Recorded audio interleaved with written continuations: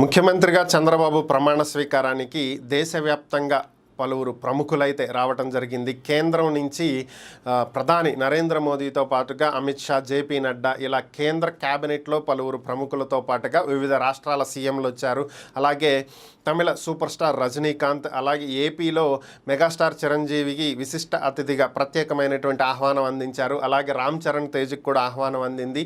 ఇలా ఎంతోమంది ప్రముఖులు ఈ ప్రమాణ స్వీకారానికి హాజరవటం జరిగింది. ఇక వెంకయ్య నాయుడు కూడా హాజరవటం జరిగింది. బట్ దురదృష్టవశాత్తు ప్రస్తుతం ఆయన చంద్రబాబు ప్రమాణ స్వీకారం చూడటానికి వస్తున్నటువంటి తెలుగుదేశం కార్యకర్తలు, అభిమానులు భారీ స్థాయిలో విజయవాడకు తరలి వస్తున్నటువంటి నేపథ్యంలో ఆ ట్రాఫిక్లో ఈయన ఇరుక్కుపోయినట్లుగా తెలుస్తుంది.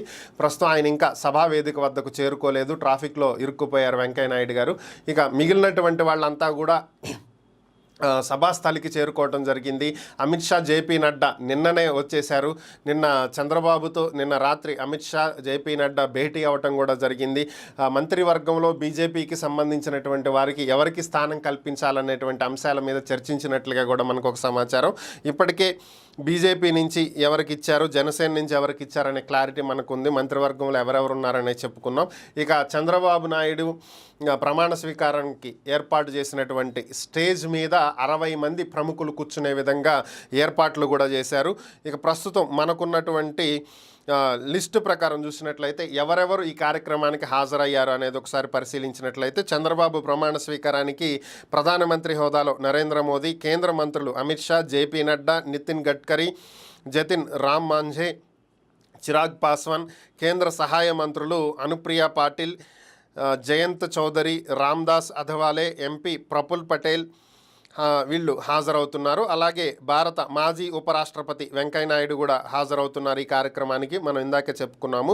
ఇక మహారాష్ట్ర ముఖ్యమంత్రి ఏక్నాథ్ షిండే, మధ్యప్రదేశ్ సీఎం మోహన్ యాదవ్, తెలంగాణ మాజీ గవర్నర్ తమిళిసై సౌందరరాజన్, తమిళనాడు మాజీ సీఎం పన్నీర్ సెల్వం కూడా చంద్రబాబు ప్రమాణ స్వీకారం వేడుకకు హాజరవుతున్నట్లుగా తెలుస్తుంది.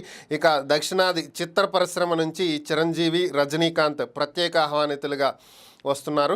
ఇక ఇప్పటికే తెలుగు ఫిలిం ఇండస్ట్రీ నుంచి నందమూరి కుటుంబం నుంచి బాలకృష్ణ గారు ఇంకా కొంతమంది ఇప్పటికే హాజరయ్యారు. ఎందుకంటే ఆల్రెడీ బాలకృష్ణ గారు కూడా ఒక ఎమ్మెల్యే కాబట్టి వాళ్ళ ఫ్యామిలీలోకి చెందినటువంటి వ్యక్తే కాబట్టి సో వాళ్ళు కామన్గా వచ్చేటువంటి అవకాశమే ఉంటుంది. ఇవన్నీ సహజంగా జరిగాయి. అయితే తెలంగాణ ప్రస్తుత ముఖ్యమంత్రి రేవంత్ రెడ్డి ఒకవేళ ఆహ్వానిస్తే వస్తాము అని చెప్పి తెలియజేయటం జరిగింది. బహుశా ఆహ్వానం అందలేదో మరి పరిస్థితి ఏంటో తెలియదు, కానీ ఆయన అయితే రావట్లేదు అనేది ప్రస్తుతం మనకున్నటువంటి లిస్టు ప్రకారం మనకున్నటువంటి సమాచారం.